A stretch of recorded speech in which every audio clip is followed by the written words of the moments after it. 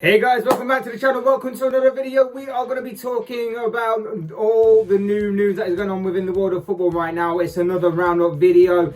We've got news on Messi, Varane, John Stones, and a lot of other things as well. But before we get into that, well, I would like to remind you, please like the video and also subscribe for new. Both things are always and forever greatly appreciated. But for now, let's get into talking about the news.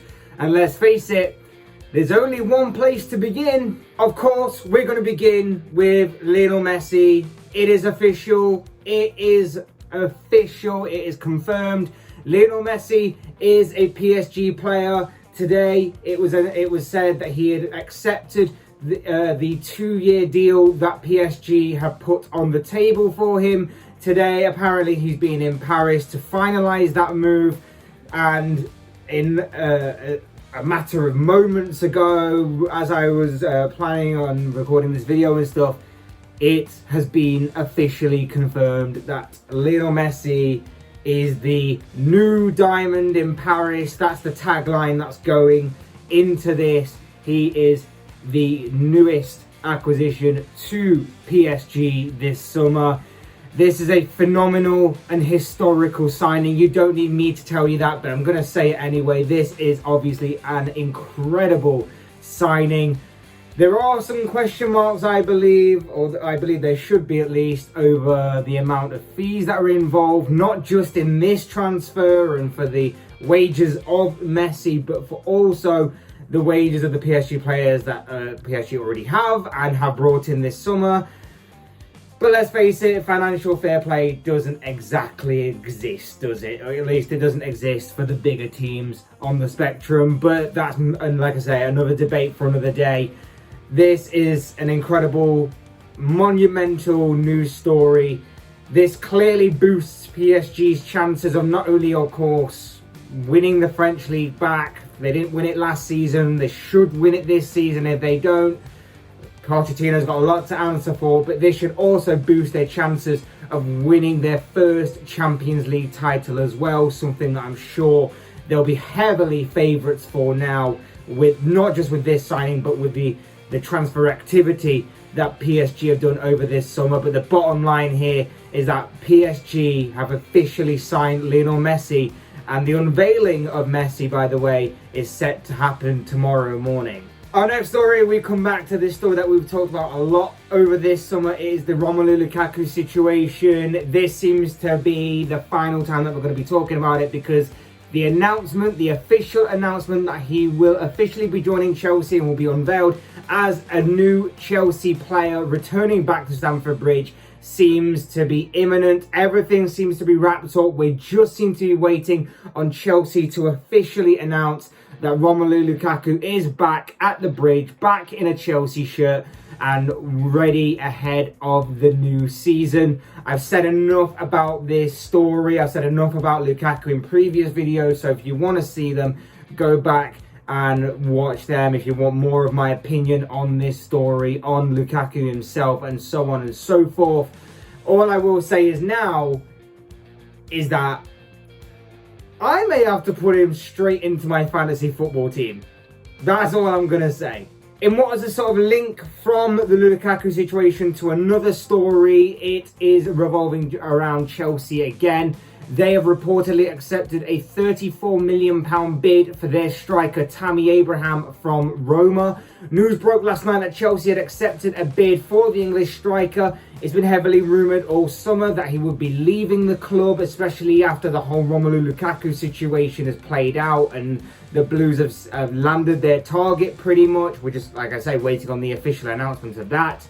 I spoke yesterday, though, about a transfer domino effect. I said that that it would be completed eventually, and that obviously everything would topple from the Lukaku situation, and then obviously it would filter down.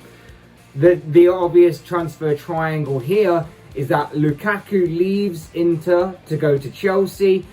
That means Inter need a striker, so they go to Roma to get Edin Dzeko, and of course Roma then go and get a Chelsea striker in the form of Tammy Abraham, if obviously this is all true and set to be complete.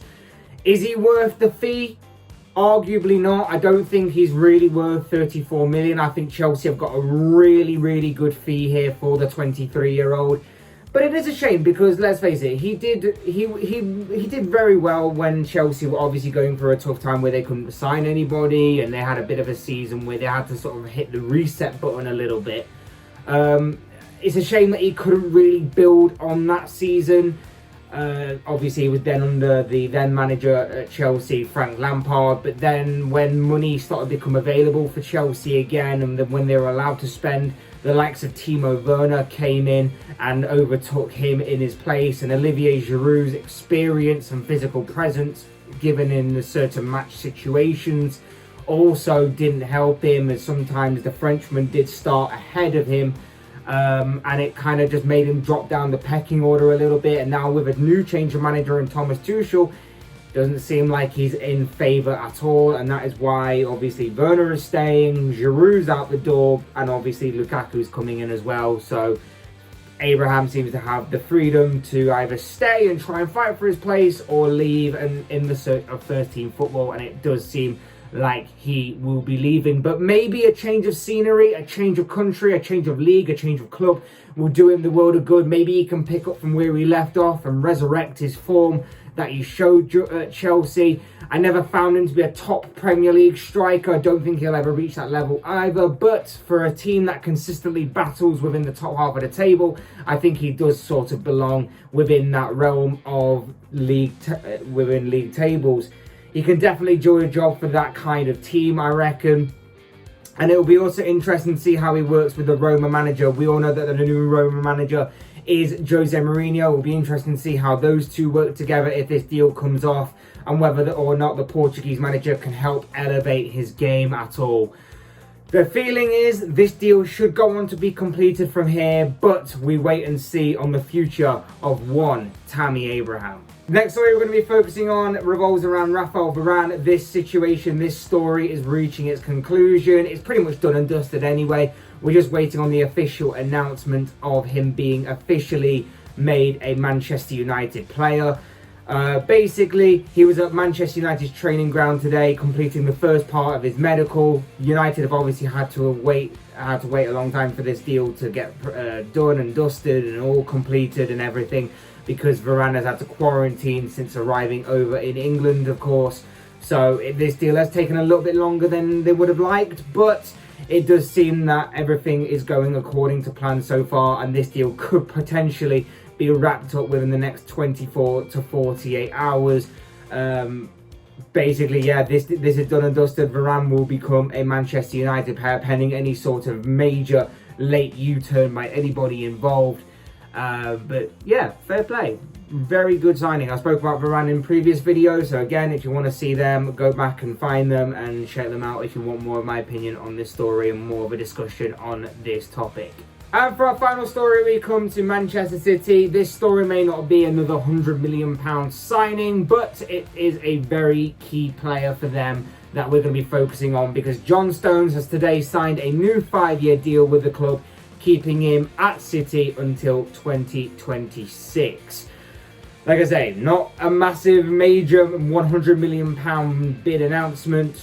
It's not the Harry Kane situation either, but it is a very important player for City. It's a player that has certainly grown a lot under Pep Guardiola. He's certainly evolved his game. He's certainly grown under the Spanish manager, and during his time there, he's certainly got better and better every single season. Last season, of course, he built up a solid partnership with Portuguese defender Ruben Dias and helped City reclaim their Premier League title, of course.